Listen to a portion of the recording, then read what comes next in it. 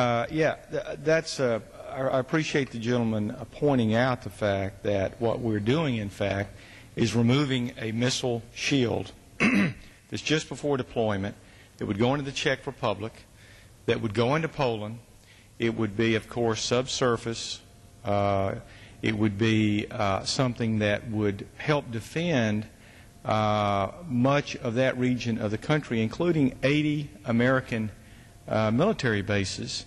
And instead, we're going to exchange it for a whole different, a ship-based system, which requires, first of all, a lot of development that's not yet in place. As you point out, it's going to be another decade before it would even be capable.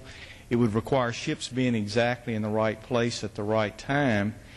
And it also begs the point, if Iran is developing nuclear material just for civilian purposes, why do they need all of this rocketry ability? I mean, they just ran a test, 3 rocket tests, one of which had a range of 1,500 miles. Now, why do you need that? I'm pretty sure Iran is not planning to go to the moon. So for what purpose is that? And what is also, I think, ironic is the fact that our President is talking about renewing the START Treaty and taking our already reduced nuclear weapons down to even a lower level, that we do this with Russia at the same time as there are more countries than ever that have more nuclear weapons and more capability to deliver those weapons than ever. And so again, it goes back to the appeasement question. Does it make sense to unilaterally disarm yourself while your potential enemies, and I would say in this case with Iran, our enemy, because they are killing our men and women through their proxies and through their surrogates and their weapons, why in the world would we be doing that when in fact we have a growing threat from them? And going back to Israel, it seems that wherever you see the U.S. military around the world, peace breaks out. I mean, you look at World War II. Troops were in Japan. Troops were in the Philippines. They were in France. They were in England, Germany. All those countries now are very peaceful democracies. And, of course, we went into Iraq, and Iraq is evolving into an oasis, if you will, of democracy, as is Israel.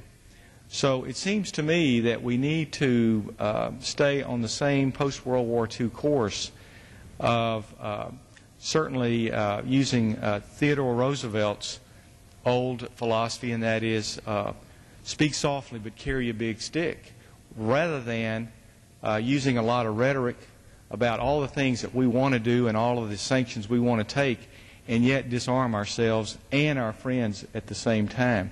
And certainly, one only has to ask around the world who is happy with us right now and who isn't.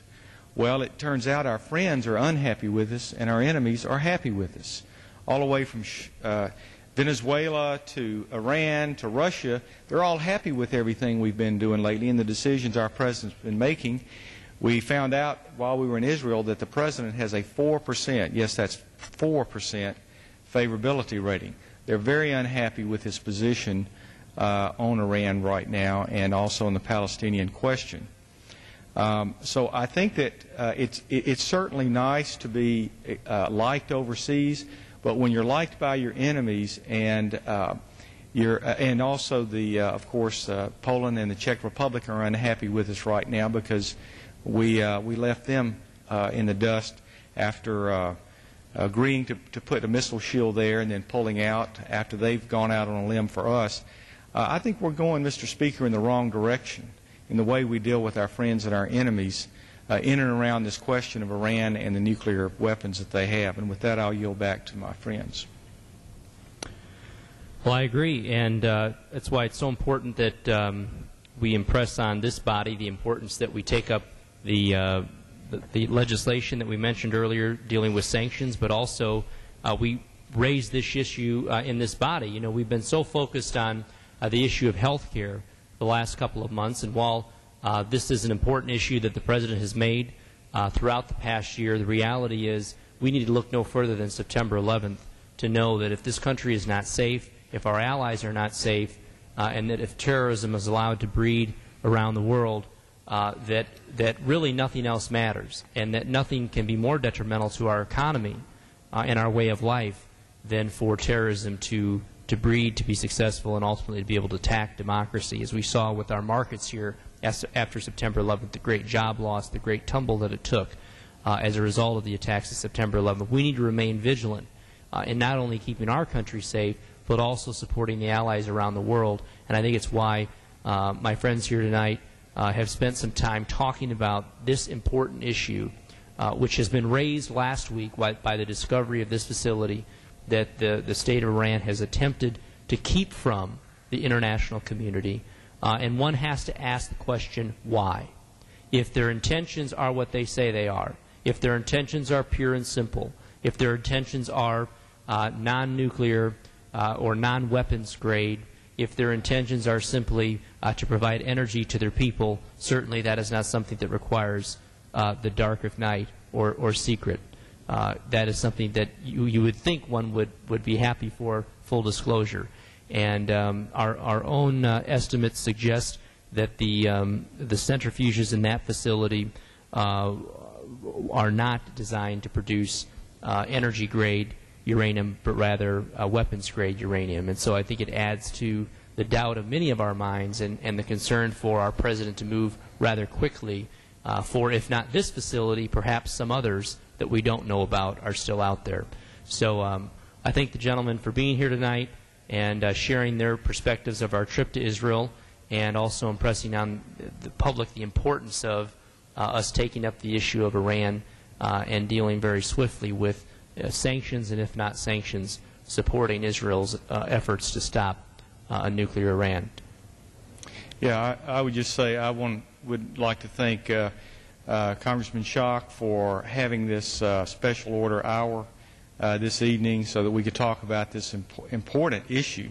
And it's one that we're going to be talking about a lot more in the coming days because it's pretty apparent that all of these issues are beginning to line up. They're beginning to stack up very rapidly.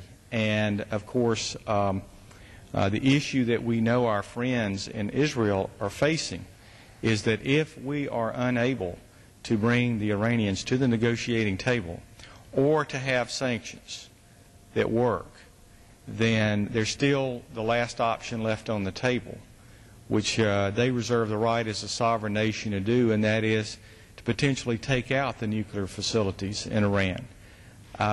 We pray that it doesn't come to that, but it has already, of course, in Syria and Iraq back in the Hussein days, and we are looking for peaceful solutions. But we have a counterweight around the world in Russia and China that as soon as we try to do one thing, they want to reverse it. Russia is a very significant trading partner with Iran.